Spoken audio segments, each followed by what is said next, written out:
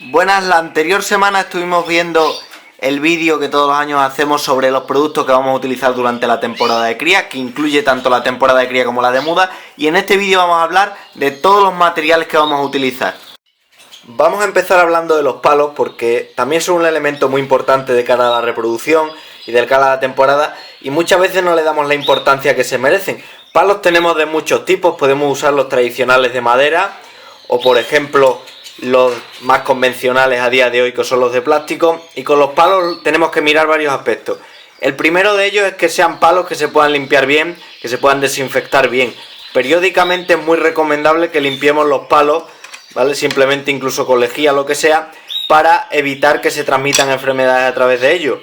La parte donde más contactan los pájaros es en el palo y en la rejilla, con lo cual si mantenemos limpias estas dos zonas mantendremos mucho la higiene de los pájaros.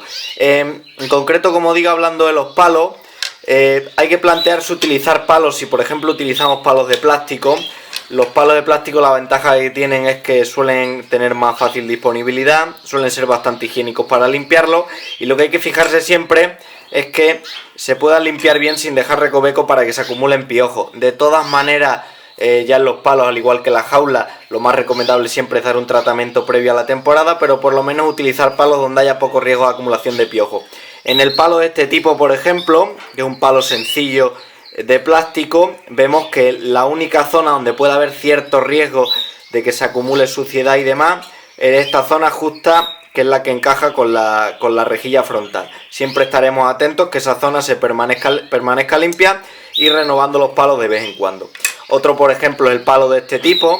El palo de este tipo también presenta una zona que hay que controlar más, que es esta, la zona del canal de abajo es prácticamente igual. El único problema de los palos de este tipo es, como veis, el acceso es por delante. Si no podemos acceder a nuestras jaulas por detrás, ahora lo vemos viendo una imagen de las jaulas que tenemos en el criadero, estos palos nos dificultan el acceso para colocarlos por detrás, son más fáciles de poner por delante, ¿vale?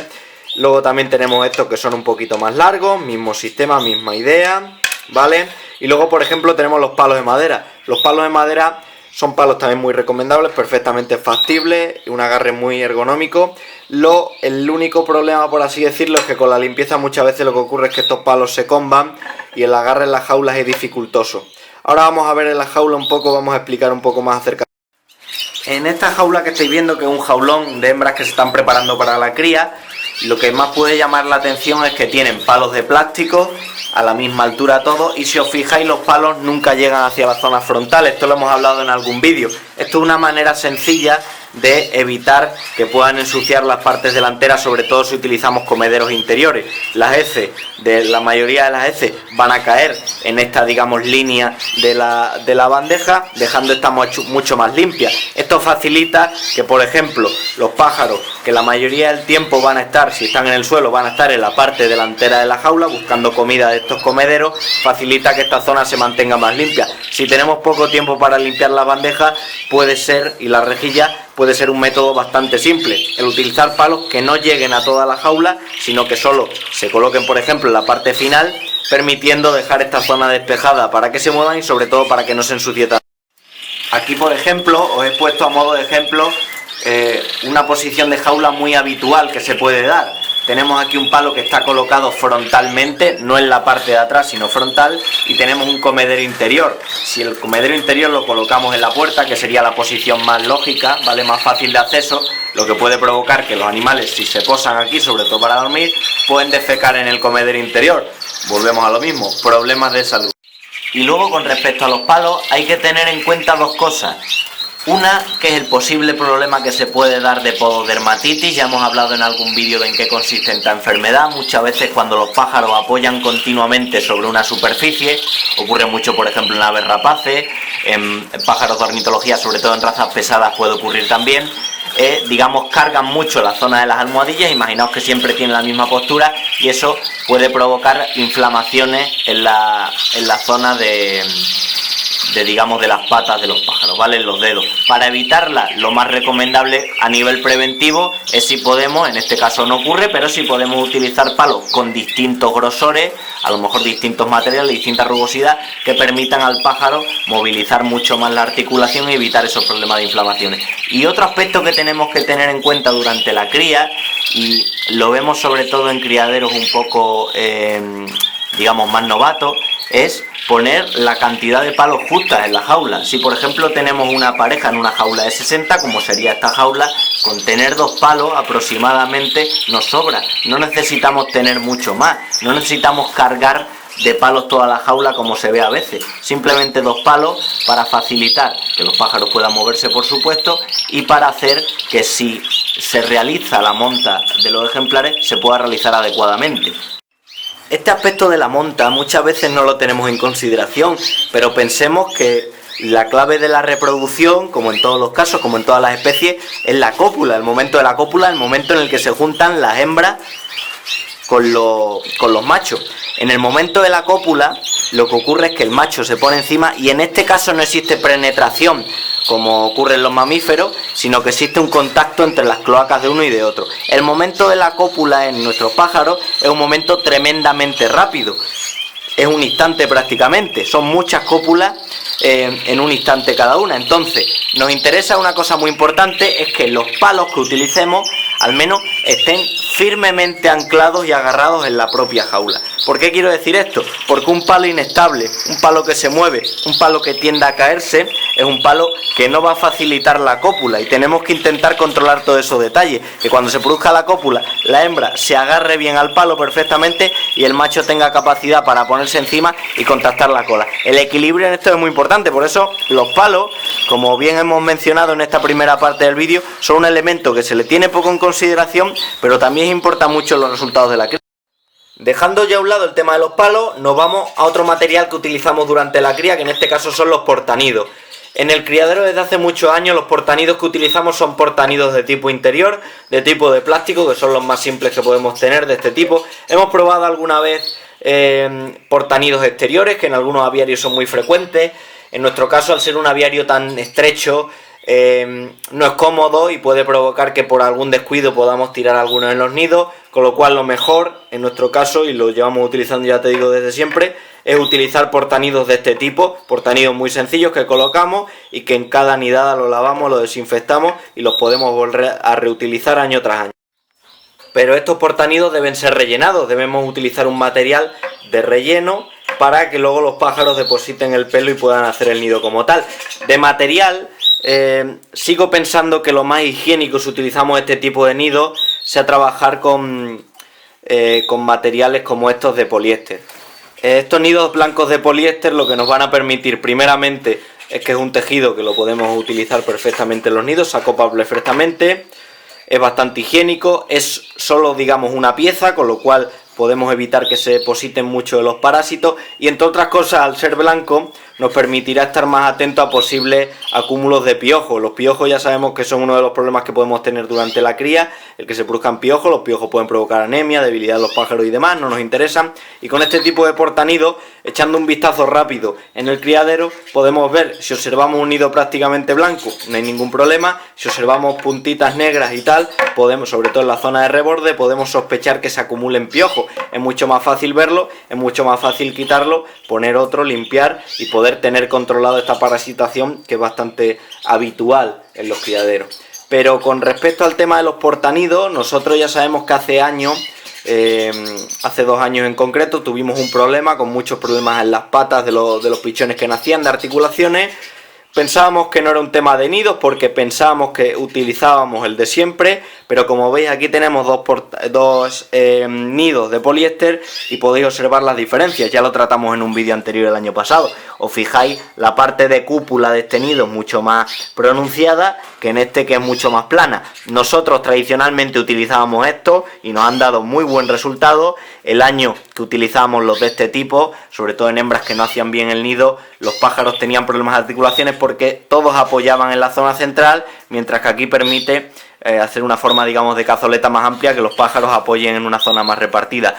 Desde entonces hemos desechado este tipo de nido de poliéster, que es más fuerte, que es más hondo, y seguimos utilizando este, que es el que nos ha dado buenos resultados, y la verdad es que es una manera muy buena de tener higiene en los nidos. Y el nido luego se forra con pelo. El gran problema que tienen muchos compañeros en la cría es que los pájaros tiran muchísimo pelo, eso ensucia las jaulas y al final es un acúmulo de heces y de mierda que puede traer problemas. ¿Qué tenemos que hacer para evitarlo? No poner excesiva cantidad de pelo, porque hay muchos pájaros que tienden a desperdiciar. Ponerlo en el momento que de verdad la hembra esté en celo y tenga verdadero interés para hacer el nido. Entonces nosotros, para intentar mantener esa higiene durante todo el momento, primeramente cuando la hembra vemos que tiene interés en hacer el nido, a lo mejor arranca trozos de periódico del suelo, vemos que está más encelada y demás, lo primero que hacemos es ponemos pequeñas tiritas de periódico para ver si la hembra se anima a hacer el nido. Luego ya utilizamos de inicio esta primera fibra, que es la fibra de yute. El yute es una fibra que se utilizaba, por ejemplo, en otros países como en Italia de forma muy frecuente, no así en España, no era tan habitual, cada vez se ven más criaderos con ello, una fibra, como veis, muy distinta al tradicional pelo de cabra que se utiliza. Y entonces, una vez que los pájaros, esta fibra es mucho más higiénica de quitar, si los pájaros tiran al suelo y demás es mucho más fácil limpiarla, es un hilo mucho más gordo. Y una vez que los pájaros han hecho prácticamente toda la estructura de los nidos con esta fibra de yute, ya es cuando añadimos simplemente para rematar pelo de cabra. Con lo cual, este año lo que hemos hecho es aumentar la cantidad de yute que hemos comprado para hacer prácticamente toda la estructura entera de los nidos y luego, si acaso, que los pájaros rematen con un poquito de pelo de cabra. No hay ningún problema en que los pájaros utilicen este método, incluso todo el nido hecho con yute no daría ningún problema. Tampoco había problema con utilizar solo pelo de cabra, aunque posiblemente desperdicien más. Y luego también ya sabéis que hay otros materiales como el sisal, mezclas de algodón y demás. La mezcla que tiene sisal y algodón, yo personalmente no la recomiendo mucho, o en el criadero ha dado algunos problemas por el hecho de que a veces los pelotones que se formaban de algodón, quizá era el producto que teníamos, otros digamos que estarán mejor hechos, el pelotón que se formaba de algodón impedía que la hembra moviera los huevos en el nido y los giraba, porque ya sabéis que la hembra gira y mueve periódicamente los huevos durante la incubación y eso va a mejorar los resultados de la incubación. Pues con los pelotones de algodón dificultaba este proceso, con lo cual hemos dejado de utilizar esa mezcla de sisal, digamos, completa, y a partir de ahora utilizamos yute, fundamentalmente yute, y que se finalicen los nidos con pelo de cabra. Y que conste que estamos hablando de canarios, que es una especie clásica que suele criar muy bien, con lo cual, incluso si por la razón que sea, ya sabéis que la hembra no utiliza esos pelos o no hace adecuadamente el nido, en este tipo de nido se puede realizar perfectamente la puesta, la incubación y la cría de los pichones sin necesidad de utilizar material. El problema es que muchas veces, si no damos a disposición de los pájaros ese material, lo que harán es arrancárselo entre ellos y eso tampoco es conveniente. Luego el tema jeringa. No soy muy amigo de utilizar la alimentación a mano de los pichones si no es necesario, pero es cierto que en algunas ocasiones, bien hembras que no están haciendo las cosas bien y tenemos que ayudarlas, bien en casos de nidadas enfermas que tenemos que alimentarlas nosotros para evitar pasárselos a otro nido y que haya problemas, tenemos que utilizar la alimentación oral de los pájaros, con lo cual siempre es conveniente en cualquier criadero que por lo menos tenga a mano una serie de jeringas para utilizar. La jeringuilla, lo que es la parte de plástico, ya sabéis que es un material muy barato, que podemos encontrar en prácticamente cualquier sitio. En farmacias se venden, en tiendas de pajarería, en centros veterinarios, ya sabéis que hay jeringas de prácticamente todos los tamaños. Y normalmente lo recomendable, no haría falta en muchos casos, sobre todo en pichones grandes, pero lo más recomendable es acoplarles una punta de acero, ¿vale?, inoxidable, que es lo que utilizaremos para alimentar a los pichones. Hay varios sistemas, está este sistema, digamos que es una punta de acero rígida, luego otros que es curvada, que a algunos criaderos les funciona también muy bien, otros sistemas que tienen una punta de goma flexible, cualquiera de ellas, tenemos que probar cuál nos vale, pero cualquiera de ellas la podemos utilizar en nuestro criadero, pero por lo menos tener alguna siempre a mano y bien lavada, bien higienizada, por si tenemos que alimentar a algún pájaro. Y por eso, aunque no lo mencionamos en el tema de los productos, es bueno tener siempre algún tipo de papilla completa que las podamos adaptar. Yo, por ejemplo, trabajo con la marca Harrison, que es una de las que tiene mejores papillas, tanto digamos para pichones normales como para pájaros enfermos que tengamos que alimentar, pero siempre es bueno tener alguna papilla, y si no tenemos, intentar garantizar a los pájaros una alimentación rápida con proteína, hidratación. Yo siempre digo que si no tenemos acceso a una papilla para alimentar a los pichones, una cosa muy sencilla, hacer una mezcla rápida de un huevo rallado mezclado con cuscús que esté remojado. Eso sería una fórmula, digamos, muy casera, muy rápida, pero nos permitirá aportar a los pichones proteína e hidratación según las circunstancias. La jeringa por sistema yo creo que no es lo mejor, ¿vale? Salvo criadores que prefieran criar a mano, por ejemplo si criamos nidadas de citácidas como los agapornis, papilleros y demás, que en estos casos es fundamental, pero en un criadero normal de pájaros de ornitología deportiva no es necesario criar a los pájaros, no debemos, pero siempre es conveniente tener por lo menos 1 o 2 jeringas bien desinfectadas preparadas por si se da el caso que tenemos que alimentar alguna nidada. Hablando de más materiales, por supuesto los huevos de plástico son un elemento también que viene muy bien en los criaderos. No todos los criadores lo utilizan, pero sí que es recomendable, como ya sabéis, os se dice mucho, es una de las cosas que primero se aprende entre la afición. Los pichones que nacen el primer día nacen con 4 días de ventaja normalmente con respecto al cuarto. Si la hembra ha incubado desde el primer día, desde que tiene el primer huevo, lógicamente ese pichón nace mucho más desarrollado, menos posibilidades de supervivencia para los últimos que nazcan. Esto, que puede ser un detalle menor en algunas variedades, digamos, de canarios más resistentes y demás, que sacan adelante las nidadas, puede ser un detalle fundamental según que criemos gamas más debilitadas o no. Entonces, siempre es recomendable utilizar este tipo de huevos, sobre todo en hembras que realizan la incubación desde el primer momento. Si la hembra no se pone a incubar hasta el 4.º día, pues bueno, en ese caso nos podemos plantear y no utilizarlos, pero es una opción. Y luego, revisar los huevos, como ya sabemos, aunque ya haremos un vídeo hablando de todas estas cosas durante la cría, ya lo sabéis muchos de vosotros, revisar los huevos aproximadamente a los 7-8 días nos facilitará poder avanzar durante la cría. Para revisarlos, 2 métodos, o bien cogerlo y ponerlo en un ovoscopio frente a una luz y demás, o el método más simple, que es utilizar una linternita de este tipo, que podemos encontrar incluso en un bazar de cualquier tipo. Simplemente cogiendo el nido sin tocar ningún huevo podemos ver si están o no fecundados o no. Es una visión muy rápida, como digo, muy aséptica, no tenemos que tocar los huevos y por el precio que tienen este tipo de linternitas las podemos utilizar. Resto de materiales indispensables, por supuesto los bebederos. Nosotros utilizamos de diario estos bebederos tipo bola, tanto los de pequeño formato que lo usamos normalmente para parejas como estos de más jaulones. Volvemos a lo mismo con este tipo de bebederos que no son de bola. Hay que estar muy encima de ellos para evitar que pueda haber goteo. En ciertas jaulas puede haber goteo, en otras no. Esto hay que estar viéndolo porque podemos ver que el bebedero baja y no es por consumo de los pájaros. Y luego también estar atento si cae agua del bebedero. Si vemos que los pájaros de la jaula se muestran deshidratados o con mal aspecto, puede ser una mala opción. Desde luego los que más garantías dan, sobre todo si no estamos encima del criadero, son los bebederos convencionales, donde prácticamente va a ser imposible que se atasquen o que se produzcan pérdidas de agua si el bebedero no está roto. Pero aún así este sistema es un poquito más higiénico que los otros, ¿vale? Porque hay imposibilidad de que los pájaros puedan defecar y que las heces puedan pasar al agua del bebedero. Respecto a los comederos, pues estos son los que utilizamos en la mayoría de las jaulas. El tipo exterior metalizado, estos son de la marca Dival, que trabajamos con ellos desde hace bastante tiempo, son comederos muy buenos y siempre nosotros manteniendo la idea de intentar poner los comederos interiores mínimos para evitar problemas de higiene en los pájaros. Y el último material del que vamos a hablar, aunque no por ello menos importante, es un registro o libro de cría. Ya hemos hablado mucho que siempre es conveniente durante todo el año apuntar todas las cosas que podamos en el criadero. A fin de cuentas, un criadero funciona como si fuera una ganadería, a pequeña escala, pero una ganadería, y para ello es muy importante la gestión y la documentación del tema de papeles. Si no lo hacemos durante todo el año, la época donde sí es importante o imprescindible sería la época de la cría. Bien teniendo un registro como este, bien ordenado, bien apuntándolos en un cuaderno, tampoco necesitamos materiales muy elaborados.